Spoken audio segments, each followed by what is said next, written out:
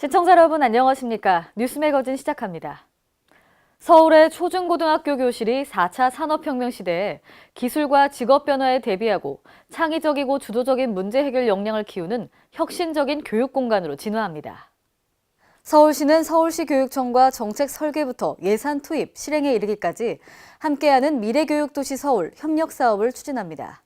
2021년까지 4년간 총 1조 889억 원을 투자하며 올해는 2,482억 원을 우선 투입합니다. 미래교육도시 서울 기본계획은 창의적이고 감성적인 역량을 키우는 미래교실 조성과 쾌적하고 안전한 교육환경 조성 등 4대 핵심 과제와 36개의 사업으로 구분됩니다. 또 학생과 교사, 건축가가 특색 없는 교실을 바꾸는 꿈을 담은 교실이 대상과 유형을 다양화합니다. 전북 임실군 의회가 지난 16일 폐회했습니다. 임실군 의사상자 등 예우 및 지원에 관한 조례안 등 15건의 조례안이 의결됐는데요. 이 밖에도 지하수 관리에 관한 조례안 등 주민과 밀접하게 연계된 조례안들이 의결됐습니다. 김경모 기자입니다. 전북 임실군 의회가 16일 제278회 임시회를 끝으로 11일간의 일정을 마무리했습니다. 이날 본회의에서는 2018년도 추가 경정 및 특별회계 세입 세출 예산안을 승인하고 임실군 의사상자 등 예우 및 지원에 관한 조례안 등 15건의 조례안을 의결했습니다.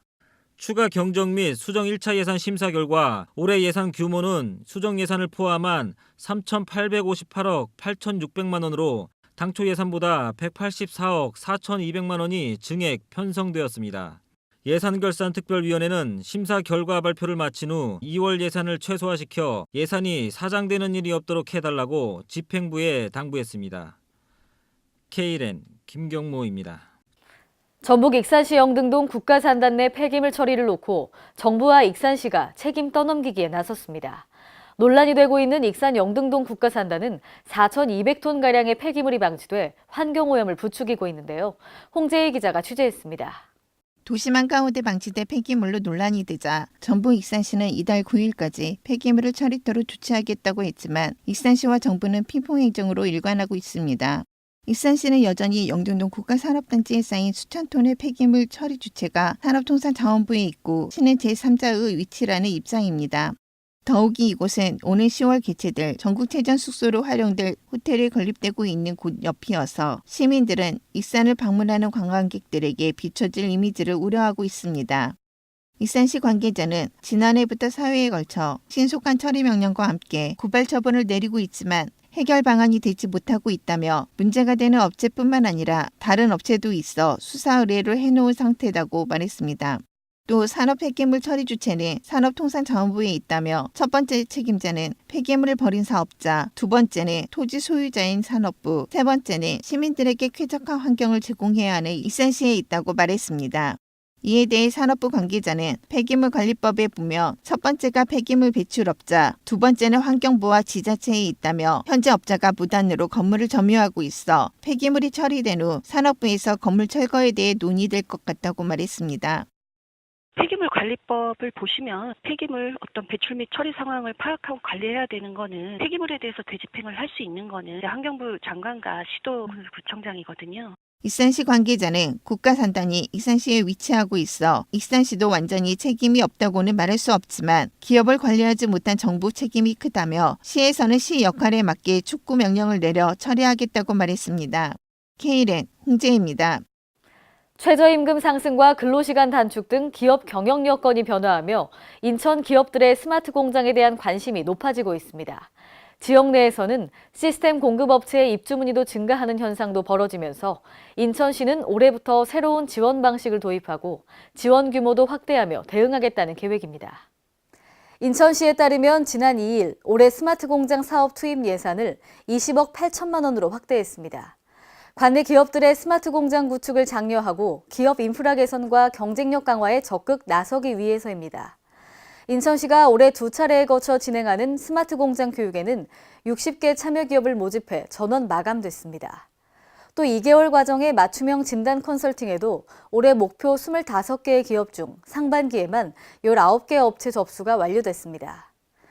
시는 이달 중 인천 창조경제혁신센터와 함께 스마트 공장 구축 지원 사업 공고를 통해 사업을 본격화할 계획입니다.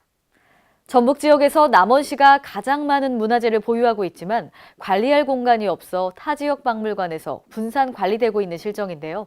전예은 기자가 취재했습니다. 전북 남원시는 도내에서 가장 많은 문화재를 보유하고 있으나 이를 보존, 관리할 시설이 없어 정작 중요한 것들은 다른 지역에 맡기고 있습니다. 남원시가 보유한 지정문화재를 보면 국보 1점, 보물 26점, 사적 5개소, 명승 1개소, 국가민속문화재 3건, 천연기념물 2건, 유형문화재 33점, 무형문화재 8명, 기념물 8건, 민속문화재 5점, 문화재 자료 29건 등입니다. 또한 남원 지역에서 출토된 국가기속문화재만 해도 4,250점에 이릅니다. 그러나 남원 지역에는 이들을 보존할 시설이 없거나 규모가 안 돼 대부분 문화재들이 타 지역에서 보관되고 있는 실정입니다. 현재 남원의 문화재를 보관하고 있는 박물관은 춘향 테마파크에 있는 남원 향토박물관이 유일합니다. 하지만 이는 전국 150여개 공립박물관 중에서 가장 작고 열악한 상태입니다. K랜 전예은입니다. 대구광역시 여성회관은 7곡 지역의 여성들을 찾아가 여성 취업 상담 및 기업체의 현장 면접을 실시하는 굿잡 버스를 운영합니다.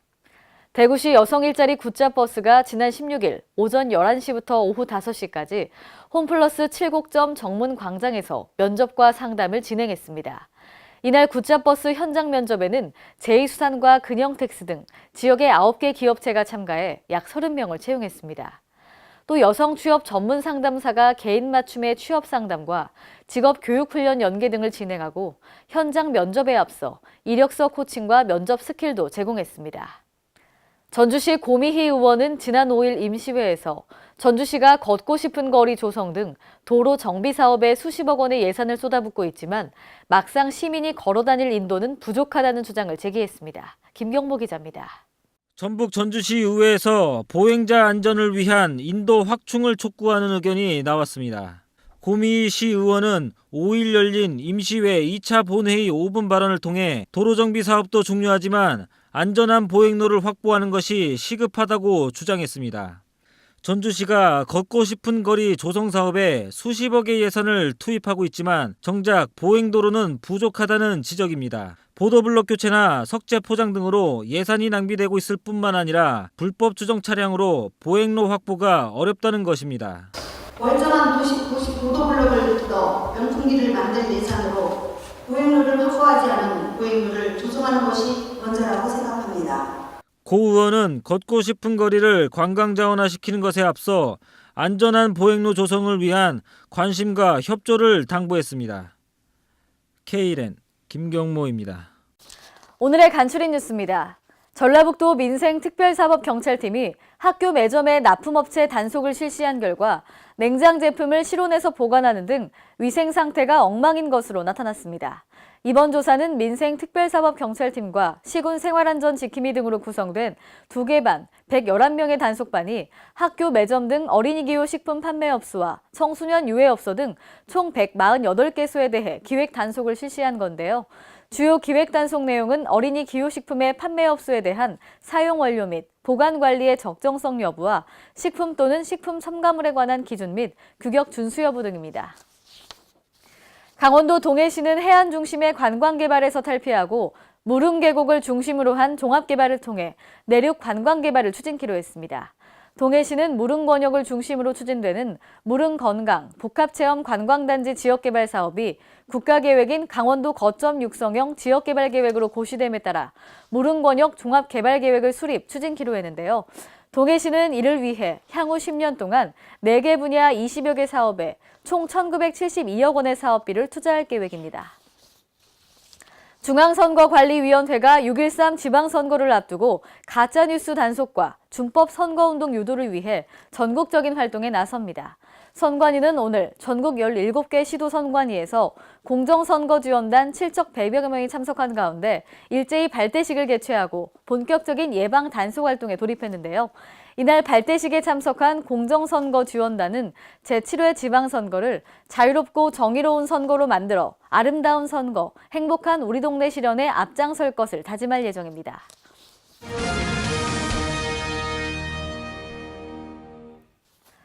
오늘의 단신입니다. 환경부는 봄철 미세먼지를 줄이기 위해 오는 20일까지 전국 17개 시도 지자체 및 한국환경공단과 함께 자동차 배출가스를 집중 단속합니다. 집중 단속 대상 지역은 차고지나 버스터미널 등 240여 곳인데요. 특히 매연을 많이 내뿜는 노후 경유차나 도심 내 이동이 잦은 시내외 버스, 학원 차량 등 4만 4천 대를 중점 단속합니다.